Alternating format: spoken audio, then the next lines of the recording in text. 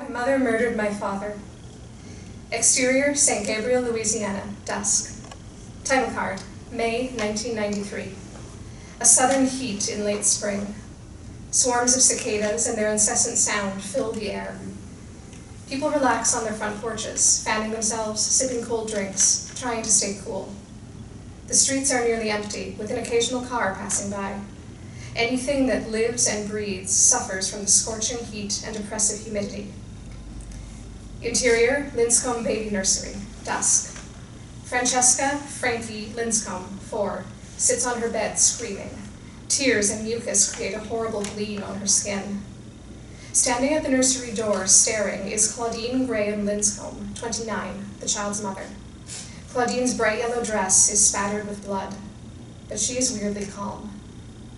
She listens to Francesca screaming for a good 6 seconds before she warns. Don't you be carrying on now, Francesca. Francesca catches her breath and miraculously stops crying. That's Mommy's little girl. Her arms outstretched, Claudine slowly walks to Francesca, then stops and studies her child, like a science experiment. Francesca suddenly wails. Claudine shoots her a mean look. The young girl stops crying and waits, eerily patient. Claudine smiles, takes her Francesca's tiny hands in her own. You want to play our game? Mom will give you some lemonade if you do. Lemon? Interior living room, dusk. Claudine covers her daughter's eyes with a blindfold and leads Francesca through the living room. On the floor of the living room is a man's body in a pool of blood. A small handgun is on the floor. There's also a kitchen knife on the coffee table. Where are we now, Miss Francesca? Go on. Guess.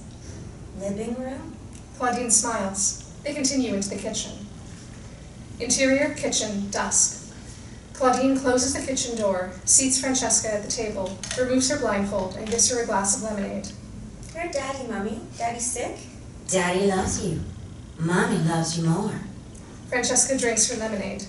Claudine stares zombie-like into space. Exterior, Florence, Massachusetts, present, day. Title card, fall, present time. People rush here and there in a thriving downtown. Mom and pop stores line the streets as folks go about their morning business. At a roundabout in the center of the town, a 100-year-old weathered statue of Sojourner Truth, African-American abolitionist and warrior for women's rights. Fading orange and red leaves lie scattered on the streets and sidewalks, ominous clouds moving quickly from the east. Thornton Wilder's Our Town, with just a touch of darkness. Exterior, Sojourner Truth Middle School, day. Students from many ethnicities take their time heading into the red brick school.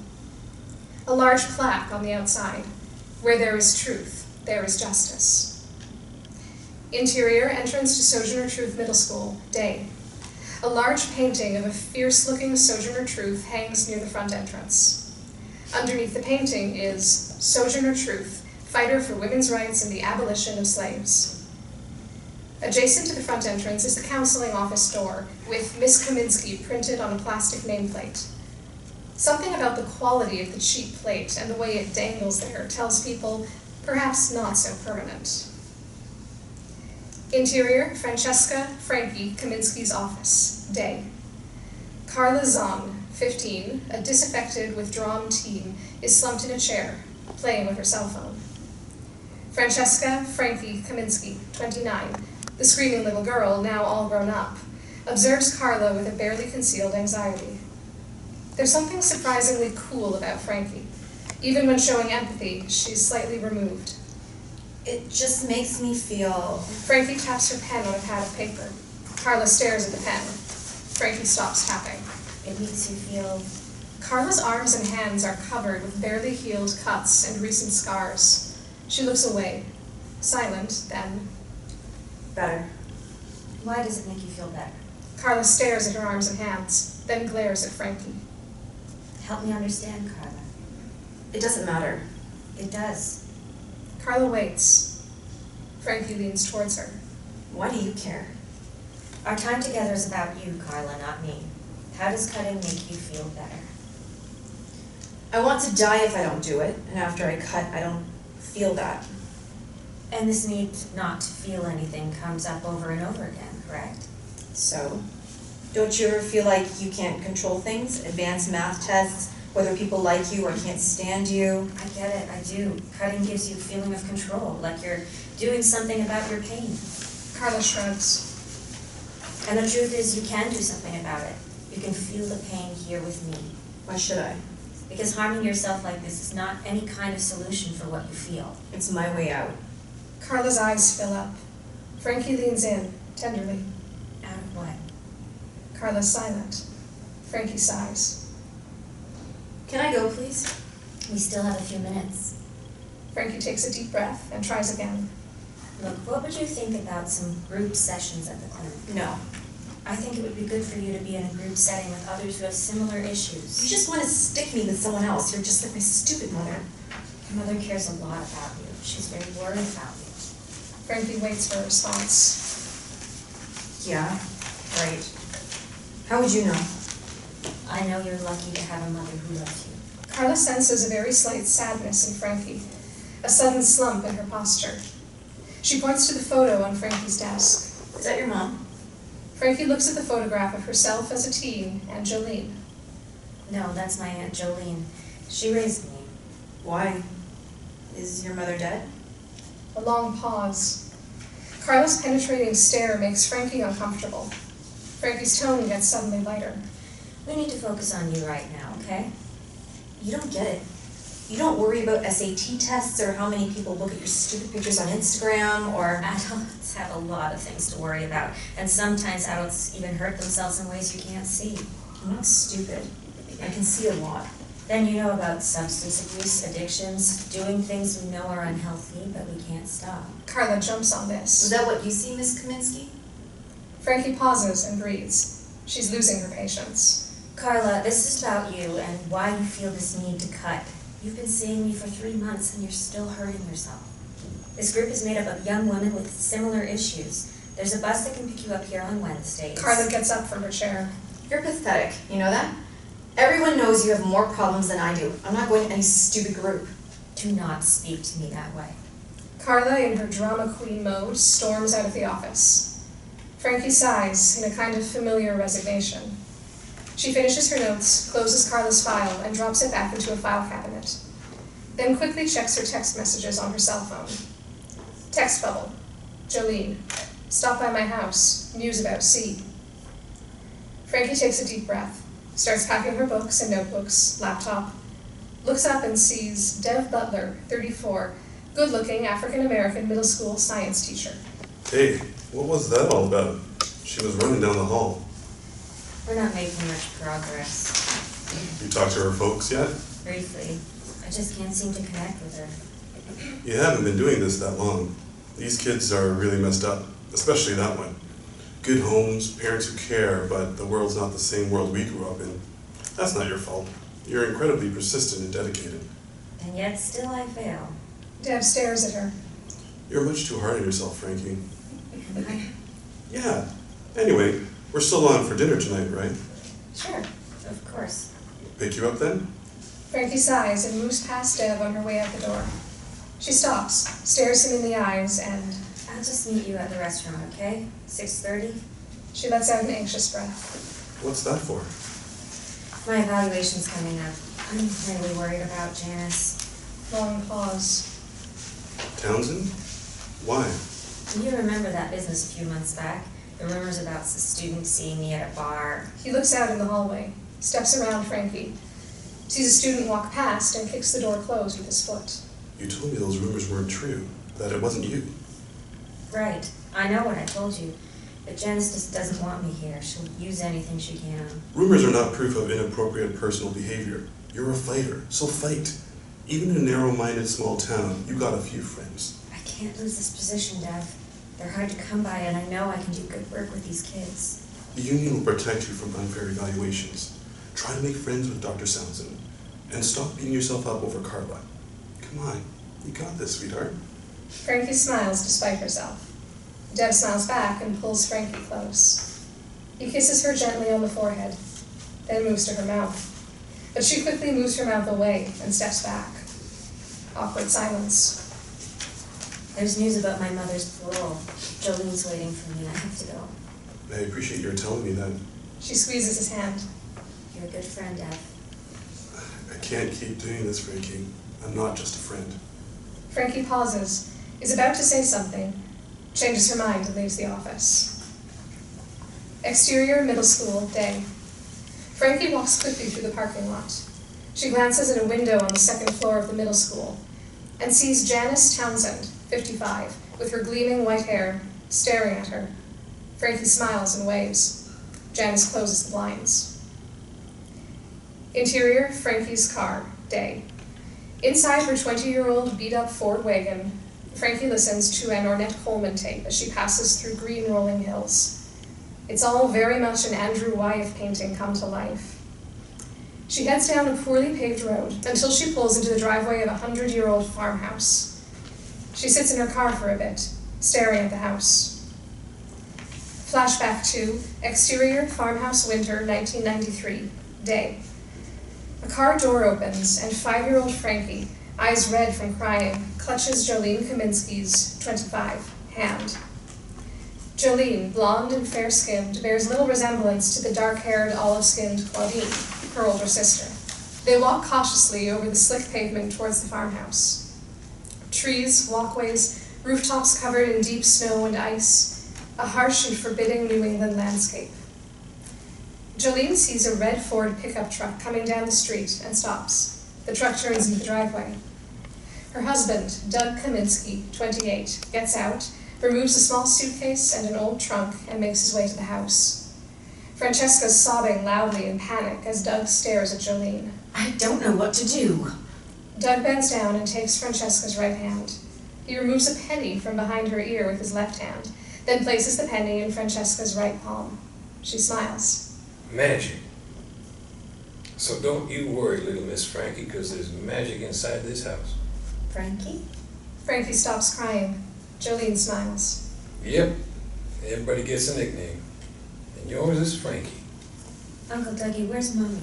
It's gonna be all right, sweetheart. Frankie's voice goes up in pitch. Andy, where's Daddy? Daddy's in heaven, darling. Doug turns his face, overcome with emotion. Frankie clutches Jolene's coat.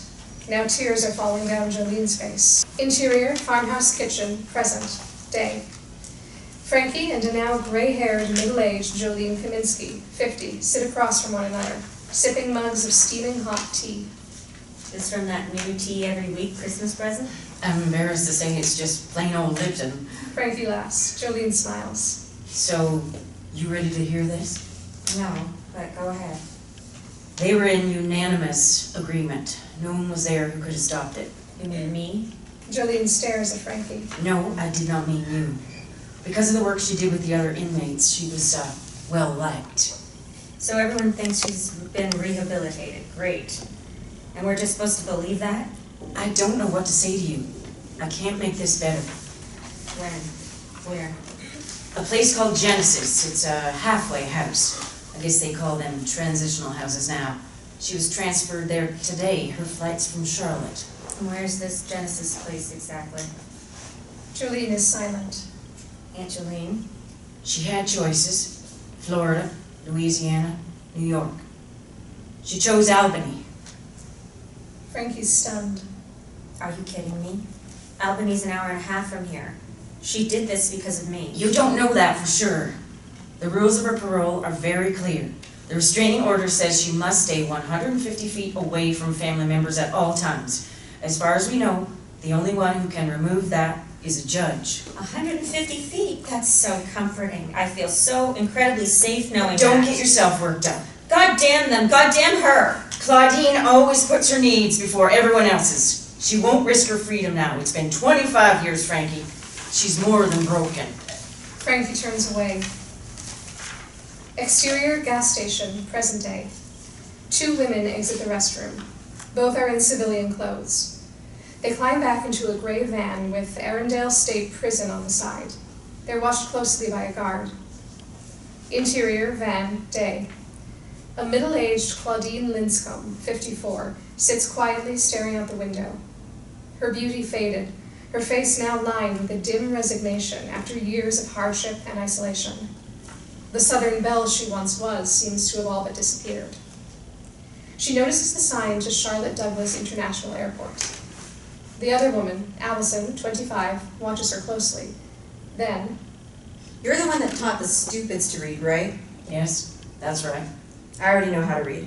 Claudine looks away from Allison. So where are you headed? A transitional home in upstate New York. Don't you got any family up north? I do. A brother in Vermont. I'm on parole for a year living with him. He's an asshole, but he's all I got. You don't have any family, do you? Pretty old. Silence. No one, huh? Figures. Claudine turns and stares at her. I have a daughter, What's her name? Francesca. Francesca Louise. When was the last time you seen her? She was just a toddler. So, you haven't seen her since you've been inside? No, I haven't. She probably hates you. Killed her daddy. So, what are you gonna do now? Said it right. With the daughter? With my sister, the vindictive bitch. Carl, 50, the prison guard in the front of the van, laughs. So now it's storytelling time from the handbook of Play Now, Pay Later. The driver of the van laughs. Allison stares at Claudine, scrutinizing her. You have a Georgia sound to you. Thought you were from Louisiana. Claudine hesitates, then gains control and smiles. I must have been influenced by you sweet Georgia peaches. Allison laughs. Hey, quiet! I don't want to listen to either, you got it? Claudine and Allison are silent. Claudine withdraws further into herself. She notices the sign to the entrance to the airport head. Flashback to 2 weeks earlier. Exterior Arundel State Women's Prison, Habersham County, Alto, Georgia, day. A series of red brick buildings surrounded by a 12-foot barbed wire fence. A guard tower looms over the several acres of prison property. Foreboding, frightening. Interior Arundel Prison Library, day. Claudine sits at a small wooden table in the prison library. Another inmate, a dark-skinned Latina, Luisa, 22, sits across from her, reading aloud in halting, broken English. She's stuck on a word. Claudine leans over and Luisa points to the word. Charismatic. A hard K sound, Luisa. Gracias, señora. Maria was, despite her age, still very Charismatic. charismatic. Claudine notices one of the guards, Marjorie, 50, signaling to her. They make eye contact. I apologize, Louisa, but I have to go, you know. See? I'll be right back. Interior Arundel Prison Bathroom, day. Claudine sits on a toilet in the stall. Marjorie enters. She checks under the stalls, sees Claudine's feet, and knocks on the door. Claudine steps out from the stall. Marjorie hands her a small perfume vial. You owe me, sweetheart. Claudine grabs it, opens it, and sniffs. You She found smiles. it. You found it. Thank you. It's so hard to find. My little girl loves it. Marjorie reluctantly smiles at Claudine's charm. This is the way it works, Claudine. I wash your back, you do what I tell you to do when you get out of here, got it? Yeah, but I need something else. What? Just mail a letter for me, please? Marjorie hesitates, then nods yes. Where is it? I haven't written it yet. Your kid never came to see you. Not once, right? Marjorie laughs and walks out of the bathroom. Claudine sticks the vial into the lining along the cuff of her pants and heads out. Interior, living room, Jolene's farmhouse, present day. Frankie looks at family photos. She stops at one photo. A stunning, dark-haired Claudine in her 20s, and a handsome, adoring, blonde, blue-eyed Robert Linscomb, Claudine's husband. Jolene and Doug on alternate ends of the couple. On Claudine's lap sits baby Frankie. Claudine the actress. She almost looks like she loves me here. Maybe some part of her did. Which part was that? I remember sometimes her holding me, when she wasn't angry or crazy. Frankie's eyes fill up. That's for you to take whenever you want it. No, better keep it here. You ever hear from Doug? You know how it is. He's busy with his own family. He checks in now and then to see if I need anything. After everything we went through with the trial and adopting you, it's a bond of sorts. Good men, hard to find. Is that what you're saying? Yep, sure are. You got a good one yourself, right? Frankie, looking at the photos, is distracted elsewhere. What? Dev? Well, we're friends. Jolene shakes her head, piercingly staring at Frankie. I see. So, how's work? Frankie shakes her head. I'm stuck, like I'm incapable of connecting with this one girl. It's challenging work. And now this thing with Janice Townsend, she's so damn determined to get me out. Why? You chose a profession that forces people to really examine you. You have the ability to impact young lives. So I should be scrutinized? You need to settle down. You need to be stable. They knew my family's history when they hired me. That's why you need to be vigilant, aware of your actions. You have a complex legacy. Right. There's something else too. I've been hesitant to tell you. Just say it. A week ago, right before the parole hearing, this came. Jolene reaches into her pocket and removes a letter. She shows it to Frankie. It's from Claudine, addressed to you. Frankie stares at the letter. She hesitates. Then, I don't need this now. It was sent to Doug, and he forwarded it to me. Frankie stares at the letter. She takes it, but changes her mind and then tries to hand it back to Jolene. Look, none of this is easy, but just keep it for now. Don't read it if you don't want to, but hold on to it. Why? There's an old saying, keeping your friends close, but your enemies closer. My enemy. That's what she is, isn't she? It would be wise, even helpful, to know what she has to say. Frankie hesitates and then shoves the letter into her pocket. She heads towards the front door. Jolene gently takes her arm. Listen to me. You can talk to me about anything. Anything at all. Anytime. Frankie stops and looks at her. She wraps her arms around her. I know. You've been a great friend and nurturer. And Doug was a great dad. But I'm not 5 years old anymore, so please don't worry. You raised me to take care of myself. I don't need her. Jolene is the first to pull away. Nothing's ever that simple. Not in this family. Okay, I admit that on a very rare occasion I wonder about her. Go on. It's simple curiosity. I have very few memories. Jolene gives Frankie a penetrating stare. What? Just say it. You never tried to visit her. Not once in 25 years. Why? Frankie shrugs. I thought you'd be hurt if I did. You never mentioned her. We never talked about it. Silence. Maybe I should have visited her. I don't know. What difference does it make now? Jolene stands. She gave birth to you. That's not a bond you and I share, is it? Wait here. As far as I'm concerned, you and Doug are my only family. Jolene leaves the room. Frankie shouts after her. You took care of me. I love you, not her. End of story. Frankie taps her fingers on the arm of her chair. A few moments pass. Jolene comes back into the room with a cylindrically shaped wooden box. I should have given this to you years ago. What is it? It's Claudine's. I found it a few days before they razed your mother and father's house. It was in the attic. One last look, they said. Frankie becomes very still. Just take it.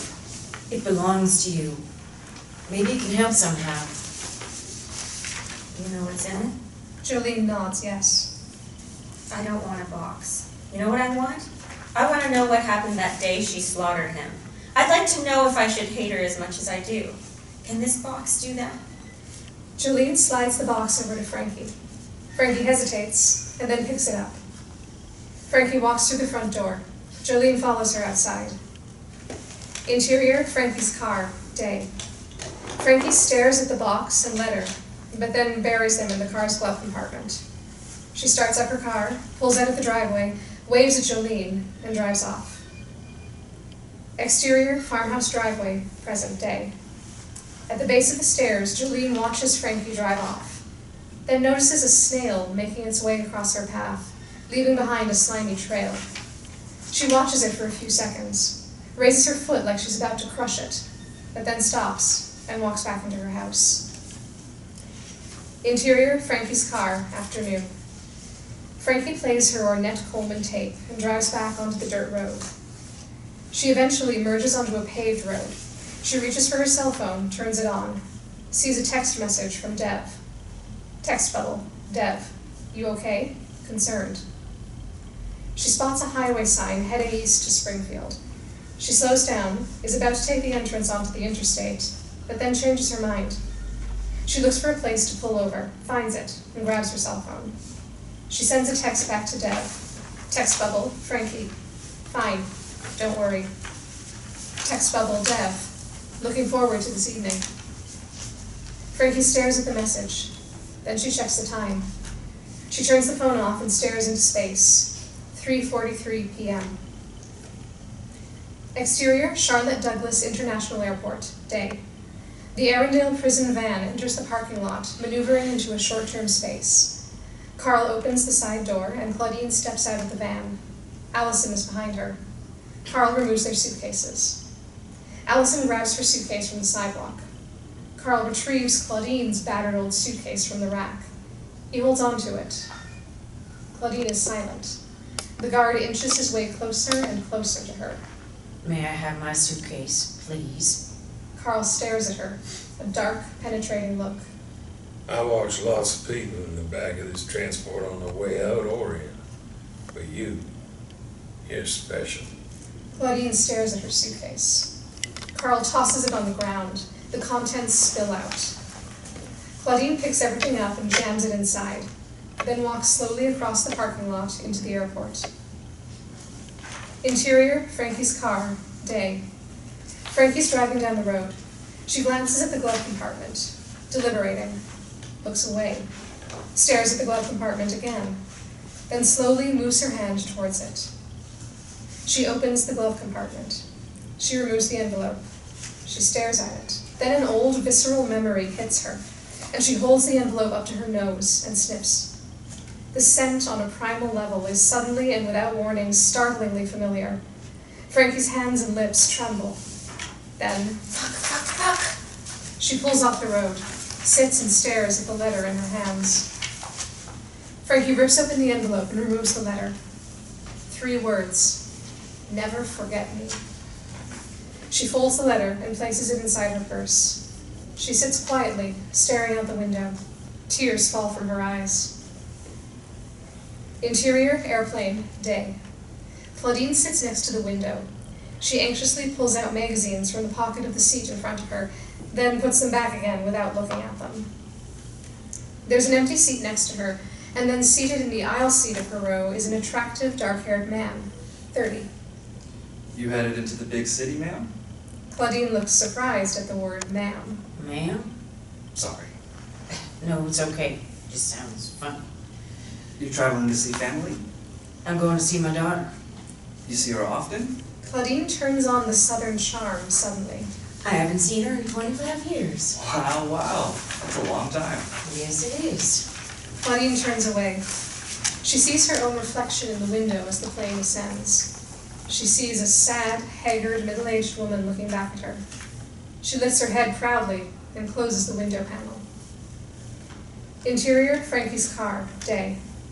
Frankie folds the letter, stuffs it back into the envelope, and then jams it into her purse.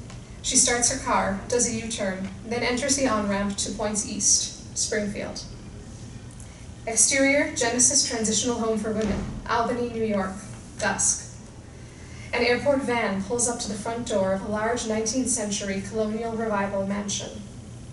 On the front of the building is a sign, Genesis Home visiting hours, 10 a.m. to 4 p.m., Monday through Saturday. An airport van pulls into the driveway. The doors open and Claudine steps out. The front door of Genesis opens. A middle-aged Sally Johnson, 50, director, reaches her hand out to Claudine. Claudine, Yes? Claudine shakes Sally's hand, looking terrified. Sally Johnson, welcome. Let's head inside, it's getting chilly. Interior, Genesis Transitional Home, Albany, New York, late afternoon. Claudine is led through the house by Sally. For the next 6 months of your probation before you transition back into the world, you're required to attend both group and individual counseling sessions. Here? The group's here, but the individual counseling takes place elsewhere. We have drivers to escort you there and back. They reach room 9. Interior, Genesis Transitional Home, room 9, late afternoon. The room is stark. A single bed, a plain blue bedspread, a small fridge in the corner, and a sink with towels. 1 plastic glass, a few utensils, even less books. A dresser, a rocking chair. This is your room. No roommates for women over 50. You've earned, as they say, a room of your own. Claudine stands at the entrance. Go on. Claudine carries her suitcase and coat and walks to the window. Nice views from this side of the house, don't you think? Grandfather had cypress and magnolias on his estate. These are oaks, aren't they? And maples. Beautiful when they turn like this. Sit, dear. Claudine sits on the bed. Sally sits next to her. So, another few rules and I'll leave you alone. Dinner's at 5 p.m., breakfast at 8. Lunch is up to you. That's why each resident, there are 15 women here, has their own small fridge. The bathrooms? To the left when you leave this room, at the end of the hall. Toilet and shower stalls have doors for security and privacy. Can I leave here? Go for walks? Sally stares at Claudine and... Of course, but never without signing out. And you must always sign in as well at the front desk when you return. Curfew's at 9:30. We do a bed check every night. After that, you can lock your door. Okay? Yes. Thank you. Just a formality, but I need to say it. If you break any of these rules, try to leave here without telling anyone, you'll be violating your parole and more than likely will be sent back to prison without any possibility of parole ever again. You understand, Claudine? Yes. Sally turns and fully faces Claudine. We want you to succeed. We're big believers in rehabilitation. Unlike so many people here, we're not blind to the limits and hardships of our criminal justice system. For all intents and purposes, you were found guilty of second-degree murder, but your reputation for being a model prisoner and helping hundreds of women get their GEDs is quite admirable. Thank you. Sally rises from the bed. She smiles at Claudine. I assume you're exhausted and need some privacy? Claudine seems somewhat out of it. What? Sally smiles. Feel free to wander around the building and the grounds. We have a very nice garden out back where women in treatment like to sit and read. Tomorrow you'll begin your therapy sessions and meet a few of the other residents. We good? I can't tell you what this... It's okay. Freedom's a precious thing, isn't it? Claudine nods yes. Sally leaves. Claudine walks around her small room. She looks at the books on the shelf. Self-help paperbacks, psychology books, a few old magazines. She flips through the pages of Vogue, then stops on a photo of a beautiful dark-haired beauty dressed in Chanel, holding a small suitcase as she boards a plane. Claudine stares at the photo, then catches a glimpse of her battered suitcase by the door. She becomes fixated on the suitcase. Interior, the Graham Mansion, 1976, Louisiana, evening. 16-year-old, strikingly beautiful Claudine is celebrating her birthday in the sumptuous library/living room of her very wealthy grandfather, Albert Levesque Graham, 75. Only the two of them. A beautiful handmade Italian leather suitcase with the name Claudine Graham embossed in gold letters sits on the floor. Claudine runs her hand over the leather and beams. Claudine runs to Albert and hugs him. He pulls her closer to him, touches her face, pushes her dark hair from her eyes, and kisses her on the forehead. You're my sun and moon, child. Claudine flirtatiously moves away from him. But I'm not a child anymore, Grandpapa. And I do really love the suitcase. I'll take it on my very first European tour when I'm a famous actress. You will you? Yes. Only thing is... Oh, never mind. Well, what is it, Claudine? I thought I was going to get Grandmama's pendant, too. Nothing will ever satisfy you, will it? That's not true. You're exactly like me, Claudine. Albert reaches in his pocket and takes out a gold and silver dragonfly pendant with small rubies and emeralds on the wings. He dangles it in front of her. Her eyes grow large. Your mother would make you work for this, eh? No, she wouldn't, Papa. She always gives me whatever I want. He laughs. Claudine lurches forward and grabs the pendant, then runs to the suitcase. She clicks open the suitcase and drops the pendant inside. She locks it and drops the key down her blouse. You're going to get into a lot of trouble someday, you little witch. Now go on. Leave no man alone. Claudine leaves the room with the suitcase. Interior, Genesis Transitional Home, Room 9, night. Claudine stares at the battered prison suitcase. She places it on her bed and opens it. 3 pairs of underwear, a pair of pants, shoes, a bar of soap, shampoo. She stares at her few possessions, then turns away from the suitcase, sits on the rocking chair by the window. No emotion. Exterior, convenience store, gas station, Springfield, night. Frankie fills up her tank. Interior, convenience store, night. Frankie grabs a protein bar and pays at the counter. The clerk is busy on his cell phone, texting. She notices the time on the wall clock above the register, 6:17 p.m. Shit. She leaves $3 on the counter. The clerk nods to her. Exterior, convenience store, gas station, Springfield, night. Frankie is speaking on her phone, leaving a voicemail. Dev, it's me, obviously. I lost track of time, and I'm not sure I can make it back by 7 o'clock. Can we take a rain check? Sorry. She heads back inside the store. Interior, convenience store, gas station, Springfield. The clerk is putting snacks on the shelves. Frankie grabs a bottle of water. Hey there. The clerk stares at her. What you want now? Is there a bar/restaurant anywhere near here? There's a dive, about half mile that way. Did it have a name? The lone something or other buffalo. No, wolf. The lone wolf. That water's $3. For this? Yep. Forget it. She puts the bottle of water back in the refrigerator. Exterior, the Lone Wolf, Springfield, night. Frankie pulls into the parking lot. She stares at the dive bar, checks her phone. No word from Dev. She checks the time. She texts. Text bubble, Frankie. Get my voicemail? No response. Text bubble, Frankie. Call or text me when you get it, please. She waits. Nothing. Exterior, D'Angelo's Italian restaurant, night. Dev stands outside the restaurant with a bouquet of flowers, looking at Frankie's text messages and listening to her voicemail. Disappointment, hurt.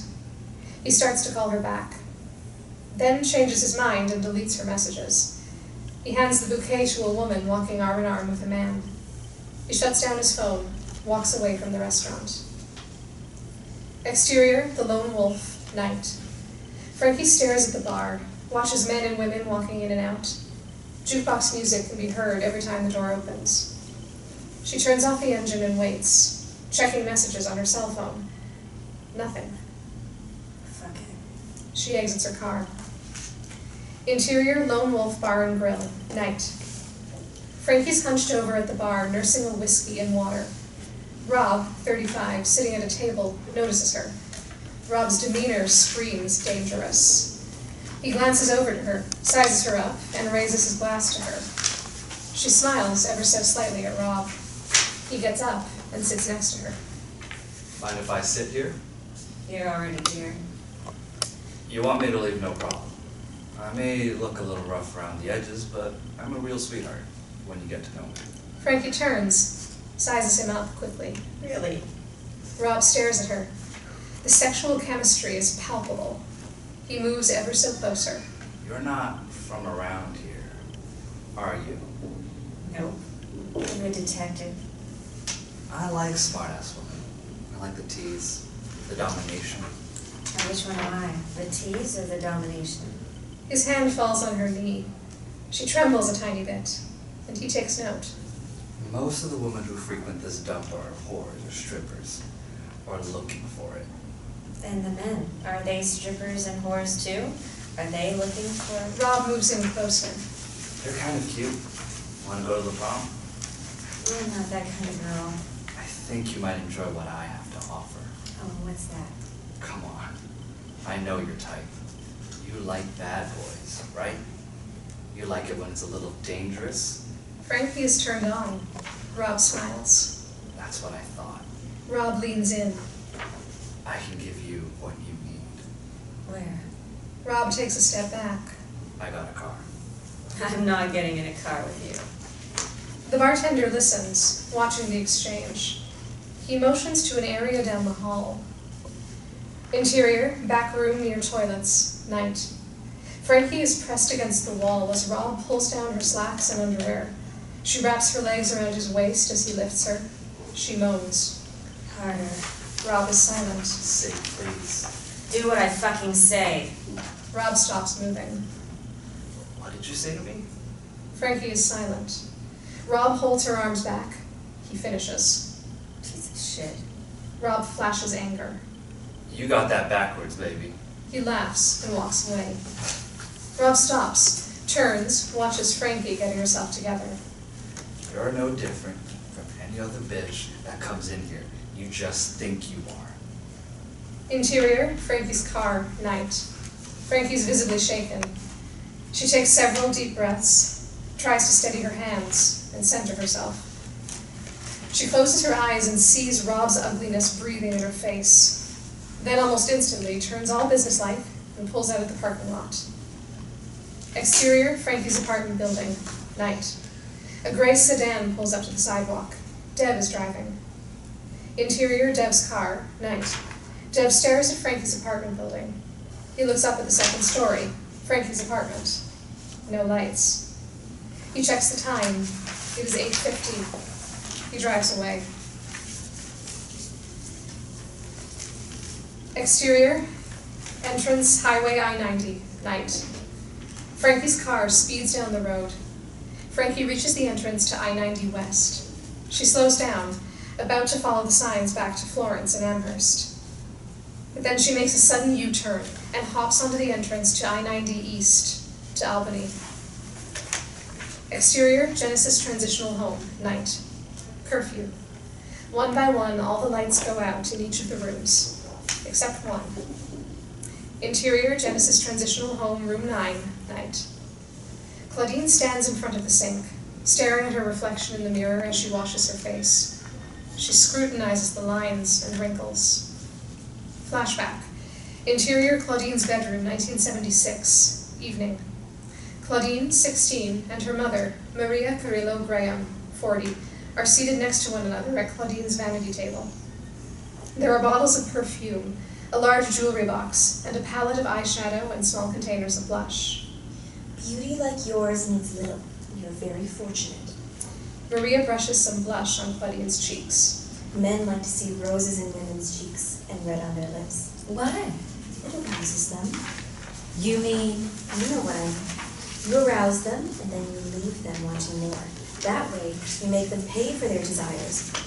Understand me, Leah? Claudine nods yes. Interior, hallway, doorway, 1976, evening.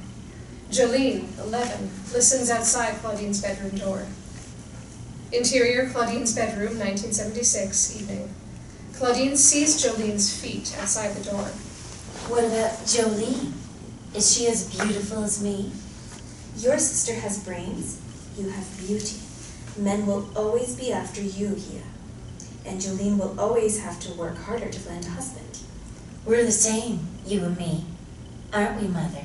We are one and the same. Jolene will never be like us. Interior, hallway, doorway, 1976, evening. Jolene's face is covered with tears. She runs down the hall and slams her bedroom door. Present time. Interior, Genesis Transitional Home, Room 9, night. Claudine is startled by a sudden knock at her door. Sorry, I was just about to turn my lights off. Claudine opens her door a crack and sees Sally standing there. May I come in?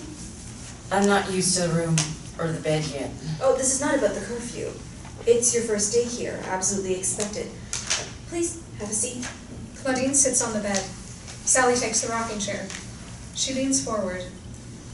How would you like to teach reading again? Where? There's a program for reading tutors that's run by the Albany Public Library. Drug addicts, parolees, recently released. They would hire me? It would be on a trial basis initially, after an interview in your first month here, and you'd be supervised very closely given your history, but they're willing to give it a go. I don't know. I mean, I love teaching, but everything's new here, and I don't know anyone. Sleep on it. You're going to need to find a way to support yourself, and eventually a place to live. And I know your parole officer would be impressed. Sally gets up. Claudine watches her. Sally turns and smiles. You have to accentuate the positive, eliminate the negative, and don't mess with Mr. In-Between, secret of life. Sally turns out the lights and closes the door. Before I forget, Your intake with your counselor is at 8:30 tomorrow morning, right after breakfast. Sleep well. She leaves the room. Claudine lies in the dark, staring at the ceiling. A strange mix of fear and resentment showing on her face. Exterior, farmhouse driveway, night. Jolene stands in the doorway of the front entrance to her home. A black SUV pulls into the driveway. Doug Kaminsky, 54, gets out. Still some chemistry between Jolene and her ex. Thanks for coming over, Doug. It's okay, but I can't stay too long. Debs isn't happy about this. We should talk. About? I'm worried about Frankie. We need to do something about this. Look, I have a life. I'm not dredging up the past now. It's already been dredged up, Doug. And it's in Albany. Well? They enter the farmhouse together. Interior, Frankie's car, night. Frankie is pulled over by the side of the road. A New York State Patrol car is behind her, lights flashing. Frankie hands the approaching cop her driver's license. She sits and waits as he runs her plates and license. Oh, damn it. The cop returns. Where are you headed, Miss Kaminsky? Albany. You realize you were driving over 90? I'm sorry, I had no idea. He writes out the ticket. That's a problem then, isn't it? I'm fine, really, just distracted. It's a long day. Tired, too. People who are tired drive slowly. As I said, you were going over 90. Maybe you should get off the road for a while. I'm fine, officer. I just want to reach my destination. You meeting someone? Yes, I just want to reach Albany. I'm putting you down for doing 75. If I change it to 90, your fine goes up. It's already $250. Your choice. Frankie nods. There's a motel about a mile up the road. Maybe get a room. Take some downtime before you get in an accident. Fine. The cop leans in. I'll just follow you for a few miles. Frankie starts up her car. The cop returns to his vehicle. She pulls out onto the highway. He follows her for a mile till they approach the exit. He flashes his lights. Shit. She takes the exit. Exterior, parking lot of motel, night. Frankie's seated in her car with the lights off. Interior, Genesis Transitional Home, room 9, night. Claudine sits in the dark in the rocking chair, holding a small black and white weathered photo of baby Francesca. She stares at the image. Francesca. Frankie. I know you can sense me. I know you're listening. I can feel you. Interior, living room, Jolene's farmhouse. Jolene sits across from Doug. Silence. And then, It's not a coincidence that Claudine picked this place that's close to us, is it? Frankie's her flesh and blood. She knows exactly what she's doing. I have no doubt. Did you give Frankie the letter? Jolene nods yes. Maybe I should have destroyed it. It just seemed like the right thing to do. It was the right thing. She's so troubled. I don't want her to be hurt anymore by this. You can't protect her. Not now. Maybe knowing her mother will, I don't know, help. How? You know what we did to protect her. So what's your solution? Run Claudine down with my truck? Hire a hitman? What the hell are you talking about? I don't know what you're expecting from me. Frankie's got issues. She picks up men, she drinks, she needs to face this. We all do, Jolene. This? What's this? What we did to protect Frankie isn't something she can know. She loves us. We are her only stability. Doug gets up. I don't like this any more than you do. I'm not proud of what we did. All it is now is Claudine's word against ours. I'm trying to help Frankie, but I don't know how. Help me. Claudine's a narcissist. Maybe she's evil. But she spent 25 years in prison. People change. She can't be the same person. She's exactly the same person. You don't know that. He grabs his jacket and heads out, then stops. Look, I'm sorry. I have other priorities now. This will all play out how it plays out. You have personal stakes in keeping Claudine away from Frankie, too. We lied, Doug. Lies of omission. How long do we have to keep paying for this? I don't know what's right here. And I didn't know then either. But we loved her. We did what we did. Doug walks out. Jolene stands up, turns off the outside light, walks back to the living room. Looks at the baby photo of Frankie with Claudine. God help us.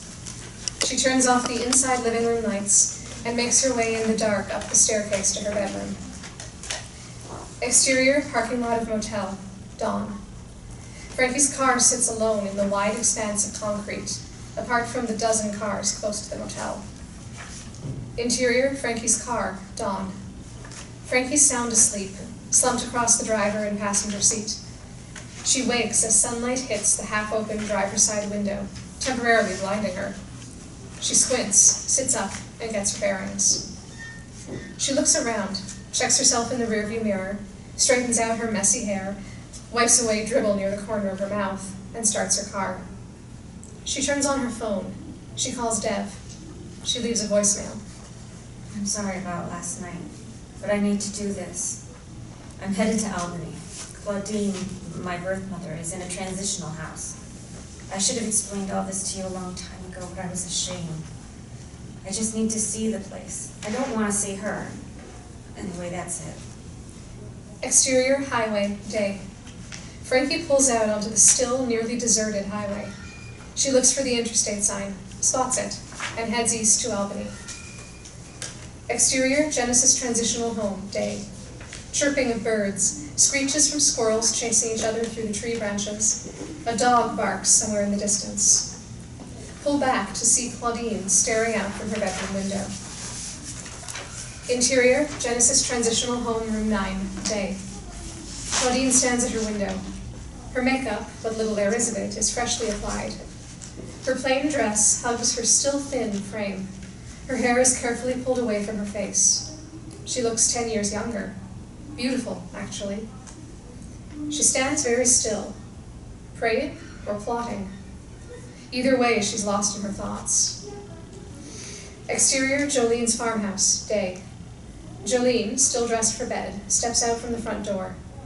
She sits on the steps and stares at the rising sun. She glances down and sees the iridescent slime left by snails. She stands and follows the snail slime to a patch of new plantains, all half-eaten, their leaves shredded, their stems destroyed. She stares at the plants for a bit, and then kicks dirt over them viciously, until one by one they disappear. Jolene takes her phone from her bathrobe pocket and texts Frankie. Text bubble, Jolene, call me when you get a break at work, please. Exterior, Denny's Diner, outskirts of Albany, day. Frankie pulls into the parking lot. Interior, Denny's front desk, day. Frankie stands at the front cash register, waiting for the cashier. The sole waitress, busy taking an order, spots her. Be there in a sec, hun. It's just me till the gals get in for their next shift. No worries, I'm just going to use the restroom. Only if you plan to order. Jenny's rule. A large coffee then. Got it. Ladies' room is down there to the right. Interior, Denny's bathroom, day.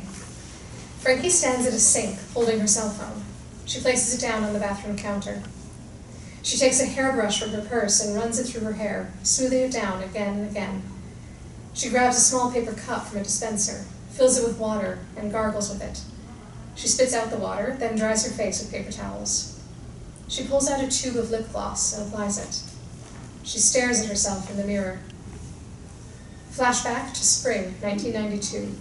Claudine and Francesca are sitting in front of a vanity table. Francesca is watching her mother put on lipstick. Claudine turns and smiles, then takes a smidgen of lipstick and rubs it on her daughter's cheeks. Mommy can make you look just like her. Interior, Denny's bathroom, day. Frankie splashes her face with water, smooths her wrinkled blouse, checks herself out in the mirror, tosses the paper towel in the trash, grabs her phone, sees the text message from Jolene, then calls a pre-programmed message center to leave a message. This is Frankie Kaminsky, ID 349820. I have 2 appointments today that need to be canceled, both at Sojourner Middle School in Florence. Please tell the students I'll call to set up new appointments when I'm feeling better. Thank you. Frankie shoves the phone into her purse and walks out of the restroom. Interior, Genesis transitional home, dining area, day. A friendly, warm room. High ceilings, small round tables that seat 4 people. A few paintings here and there. In the background, classical music plays softly. There are a dozen people, men and women, seated at the tables, eating and talking. Claudine stands at the doorway. She's frozen in place, disconnected, lost. People begin to notice her. They stare. Until one woman, Kathy Giordini, 29, walks up to her. First day, right? It's always scary for everyone. You want to sit with us? Kathy points to a table with two other women. Claudine hesitates. It's okay, come on. Claudine follows Kathy to the table. What's your name anyway? Claudine. You're welcome, Claudine. They reach the table. Everybody, this is Claudine. The women nod hello. They welcome her with polite smiles. Claudine takes a seat. Thank you very much. When'd you get out? Yesterday. The other women listen. From? Arundel State Prison. Pamela Wright, 50, a woman with many track marks on her arms, studies Claudine. Where? I never heard of it. It's in Georgia. I was in Louisiana first, and then they moved me. How long were you there? Claudine stares at the woman. She is silent. Her eyes fill up. An awkward silence that tells them everything. So let me tell you about the food here. The eggs are made from powder, so stay clear. Coffee's not bad, fruit's okay, oatmeal's fine, and good for you. Come on, let's go up and get something.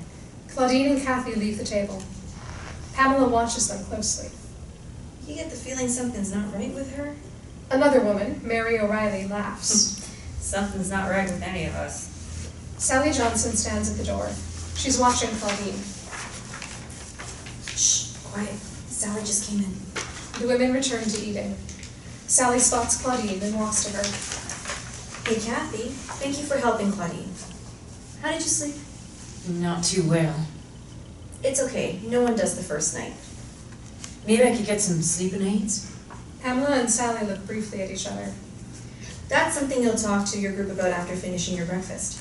This is also a transitional home for substance abusers, honey. So unless it's a prescription drug and a non-opiate, it's not allowed. I use melatonin. We can get her some melatonin, right? Like I said, that's something to be discussed with Helen. Helen? Helen leads the groups. She's a licensed family therapist. Remember, you're meeting her and the group in 20 minutes. Enjoy your breakfast. Sally walks away. She glances around the room, makes the rounds, stops and speaks to a few men and women. Claudine watches her suspiciously. Pamela notices. Kathy loads fruit onto her plate. You said oatmeal was good, right? Kathy nods, yes. Exterior, Sojourner Truth Middle School, day. A beat-up old Jeep pulls into the parking lot. Jolene gets out and walks to the front entrance.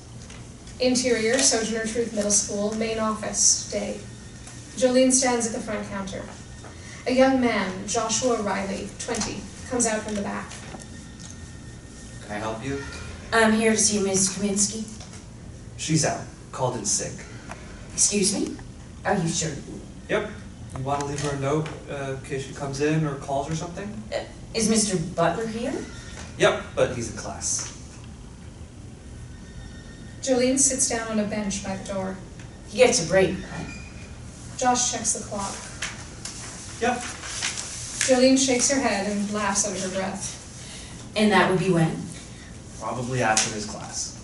And that would be? 9:30. That's like 10 minutes from now. If you want to meet him in the teacher's lounge after his class, I need an ID. Jolene stares at Joshua. I'm aware of that. What's your name? Joshua, you going to wait? Yep. I've got my tablet with me, and my phone, and a book. You know what a book is, right? Digital book on tape. Yeah, sure. Okay. Joshua stares at Jolene. Jolene stares back. He returns to the back room. Jolene sends a text message to Frankie. Exterior, downtown Albany, day. Frankie's car is stuck in traffic in Albany's financial business area. She types 562 Livingston Avenue, Albany, into the GPS app on her phone. In 700 feet, turn right onto North Main Street. Text bubble. Frankie? I'm fine, don't worry about me. I'm worried. You're not fine. Where are you? I'll come by later today. Where are you? Frankie ignores Jolene's last text. Turn left onto Livingston Avenue. In a quarter of a mile, your destination is on the right. Interior, Sojourner Truth Middle School, office, day. Jolene is visibly upset. She calls to Joshua, who is in the back room. Joshua, He calls from the back room. Yeah? what room is Mr. Butler in?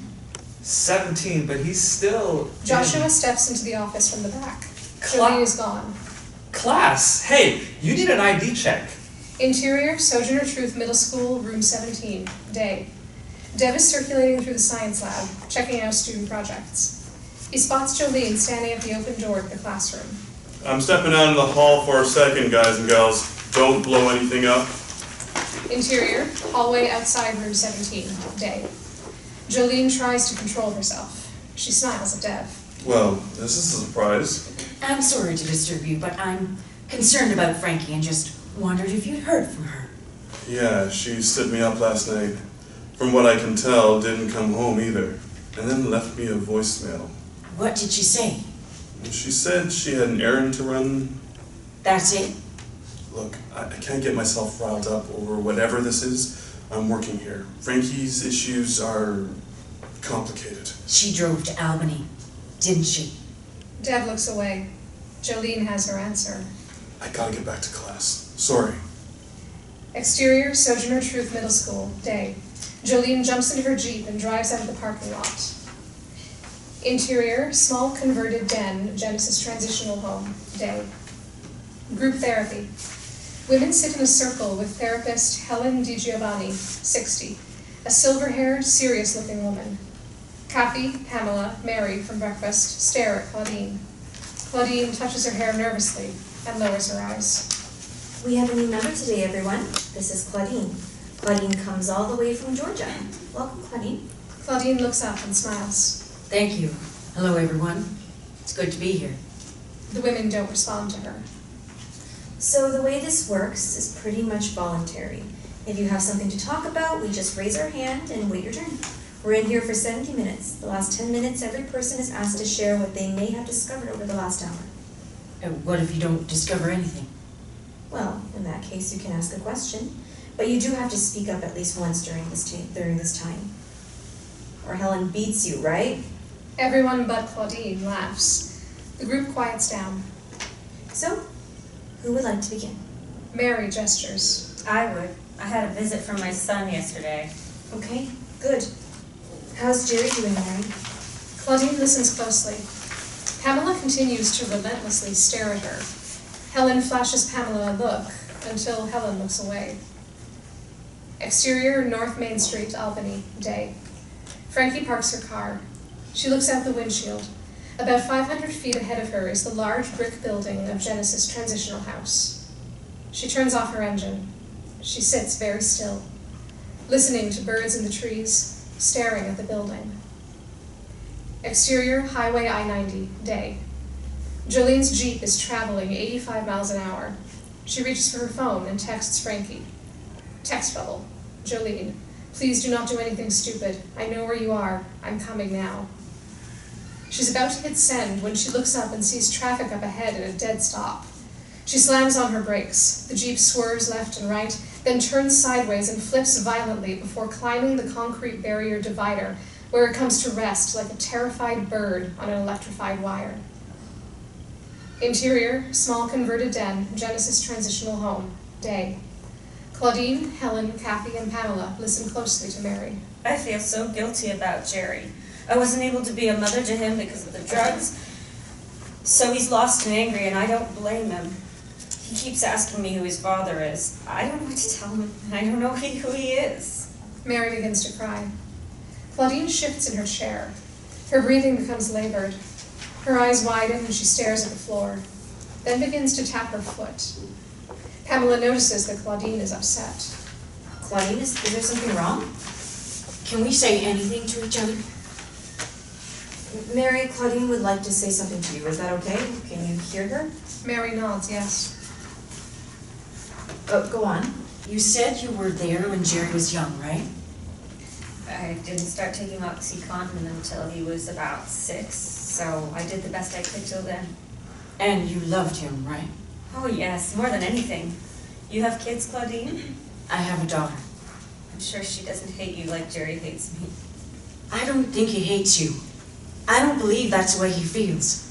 And the truth is, if he comes here to see you, he wants to forgive you for whatever he thinks is unfair. Claudine, it's kind of you to offer Mary comfort. We can't know how Jerry really feels, though, unless he tells us, right? Do you have children? Pamela pauses, thinking about her response. Then, No, I do not.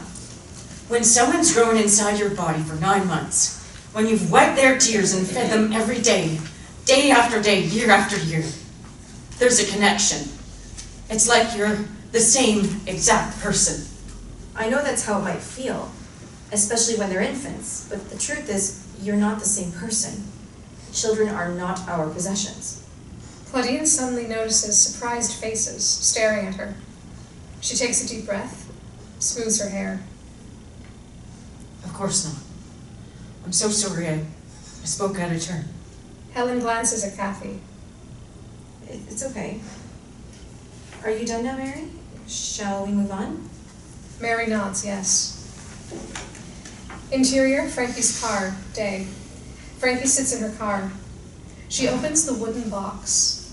A collection of beaded hairpins, a silky pair of gloves, a pearl earring, and an old cassette inside with a yellowing photo of Claudine holding baby Frankie wrapped around it. She removes the photo and then pops the cassette into her car player. I wrote this for you, sweet cakes. It's called Little Hands. Frankie is startled by hearing her mother's voice and the sound of her piano. Little hands that I love, little hands I adore. No, let's start again. You sing with me. Frankie's face is pale. Little hands that I love, little hands I adore. The tape stops. Frankie looks devastated. Exterior, North Main Street, Albany, day. Frankie walks away from her car and heads towards the Genesis building. Exterior, Genesis Transitional Home, day. Frankie walks up to the front door, takes a deep breath, hesitates, then presses the doorbell. She waits. No response. She turns to leave just as the front door opens. May I help you? Frankie stops, turns as Sally stares at her. Then Frankie, her tears welling up, asks in a child's whisper, I'd like to see Claudine Kaminsky, please. May I ask who you are? I'm a counselor at Florence Middle School, friend of the family. Frankie notices several women coming out of her room. Claudine is one of them. She looks at Sally and Frankie. Her eyes widen. Claudine and Frankie's eyes lock. They know. Francesca. Frankie's eyes fill with tears, then spill over, like a dam breaking. The end.